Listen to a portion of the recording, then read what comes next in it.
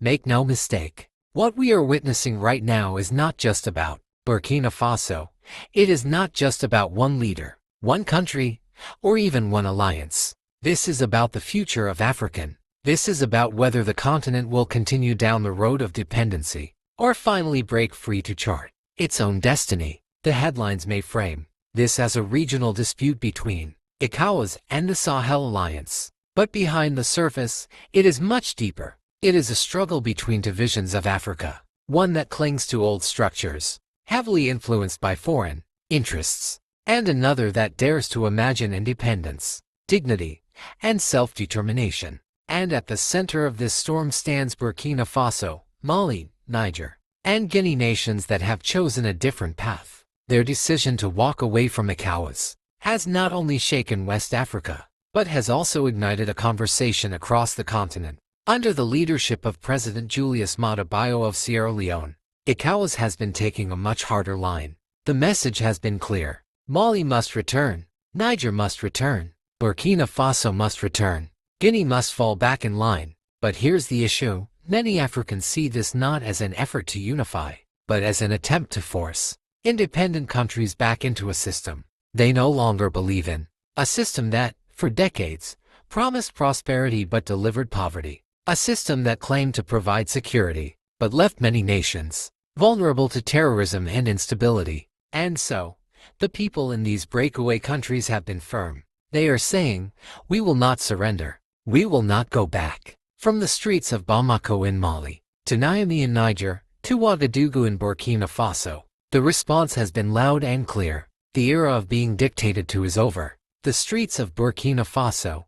If you look at Burkina Faso today, the energy is undeniable. The streets are alive with citizens gathering by the thousands. They are not simply protesting. They are sending a message, a warning. Their message to ECOWAS is simple: respect our choice, respect our sovereignty. They see Captain Ibrahim Traoré not just as a head of state, but as a symbol of their hard-won independence. For them, this is about more than politics. This is about survival, dignity, and the sacrifices of generations before them. When they rally, they are not rallying for a man. They are rallying for an idea, the idea that Africa can govern itself without interference. The ripple in Sierra Leone. Ironically, even in Sierra Leone, President Maada Bio's own country, the pushback is strong. Citizens there are questioning why their leader is putting so much energy into pressuring other African nations instead of addressing the urgent needs at home. Young people especially are vocal on social media, in town halls, and even in the streets.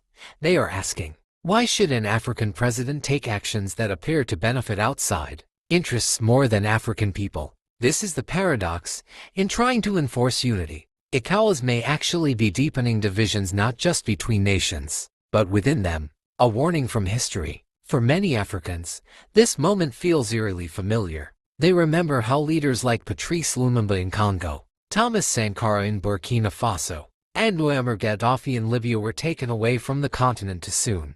Leaders who dared to dream of independence and unity often faced the harshest resistance. That is why people are so protective of Captain Ibrahim Traoré today. Whether one agrees with him or not, they see in him a continuation of that same struggle. They believe that if Africa loses another leader who stands for sovereignty, the continent could be set back decades. And so, the call across Africa is clear: hold fast to what you have. Do not allow history to repeat itself. The Alliance of Sahel States. To understand the full picture, we must look at what the Sahel Alliance, officially known as the EAS, is building. This alliance between Burkina Faso, Mali, and Niger is more than symbolic. It is concrete. They have announced joint military operations to fight terrorism. They have introduced new passports and discussed a shared currency. They are forming economic and security councils to manage their own affairs without relying on outside structures. For supporters, this is a revolution in action. For critics, it is a risky experiment that could isolate these countries further. But one thing is undeniable: the EAS has changed the game. It has shown that African nations can unite outside of traditional frameworks like ECOWAS. Meanwhile, it's scrambling. For decades, it was seen as the most powerful regional organization in West Africa. But today, its authority is being challenged like never before. Critics point out that while ECOWAS has held countless summits, meetings, and declarations, it has struggled to solve real problems. Poverty remains widespread, terrorism continues to plague the Sahel, and corruption is rampant in many member states. So the question arises, if ECOWAS could not solve these issues before, why punish countries that are trying a new approach now? The bigger question. This brings us to the heart of the debate. What does it mean to be truly independent in Africa? Is independence just about having a flag and a president? Or is it about having control over your resources, your policies, and your future? Supporters of the Sahel Alliance argue that African nations must stop depending on foreign aid that often comes with strings at no head. They believe Africa can build its own solutions through unity, cooperation, and innovation. And here's the key point. When one African nation succeeds, it inspires others. Success is contagious. That is why so many people across the continent are paying close attention to what is happening in Burkina Faso, Mali, and Niger. Let's take one example, uranium in Niger. For years, Niger's uranium has powered homes and industries in Europe, particularly France. Yet millions of people in Niger live without electricity. To many Africans, this is the perfect symbol of exploitation. Africa's wealth lights up other nations while its own people remain in darkness. This is why the Sahel Alliance insists on controlling its own resources.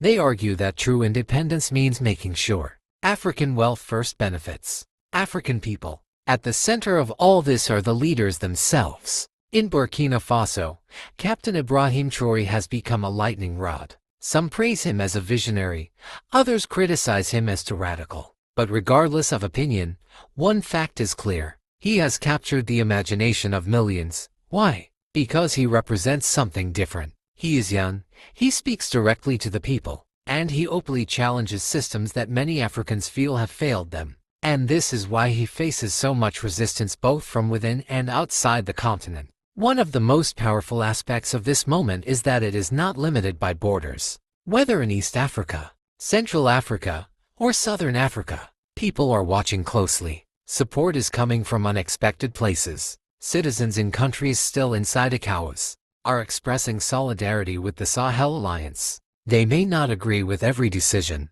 but they admire the courage to try something new. And this, perhaps, is the most threatening thing to the status quo. The idea that Africans, across nations, tribes, and languages, can unite around a shared vision of independence. Now, let's address an important question. What about democracy? Critics of the Sahel Alliance often argue that these governments came to power through military means, not elections. They say this undermines their legitimacy. But supporters counter with another argument. What good is a ballot box if it only produces leaders who serve foreign interests? What good is democracy if it leaves people hungry, insecure, and exploited? This is a difficult and emotional debate, but it highlights the core issue. Africans are no longer satisfied with appearances. They want results. They want leaders who prioritize their people, regardless of the method of coming to power. So where does this leave us? Africa today stands at a crossroads. On one side is the path of continuity, staying with old structures, following the same rules, and hoping for gradual progress. On the other side is the path of rupture, breaking away, experimenting with new alliances, and taking risks for the sake of sovereignty. Neither path is easy, but what is clear is that Africans are demanding change. They are demanding leaders who put Africa first, leaders who resist exploitation, and leaders who dare to dream. This is not just about ECOWAS versus the Sahel Alliance. This is about Africa versus the weight of history. This is about whether the sacrifices of past heroes will be honored or forgotten. The people of Africa are speaking. They are saying, no more exploitation, no more dependency, no more empty promises.